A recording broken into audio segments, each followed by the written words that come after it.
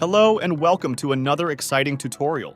We'll be optimizing your admin session lifetime in Magento 2. The default admin session lifetime is 15 minutes, but you can customize it for enhanced workflow and security. To configure the Magento 2 admin session lifetime, follow these steps. Log in to your Magento admin panel using your administrator account credentials.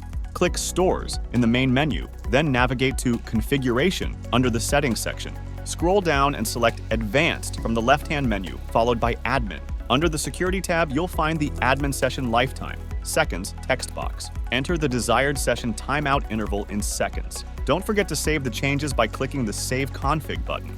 Lastly, log out of Magento and log back in for the new session timeout interval to take effect. With these steps, you can set Magento admin session timeout to prevent auto logouts and get seamless backend operations. Don't go just yet. Show your support by smashing that like button and hitting the subscribe. Want more valuable insights? Check out our blog. Link is in the description.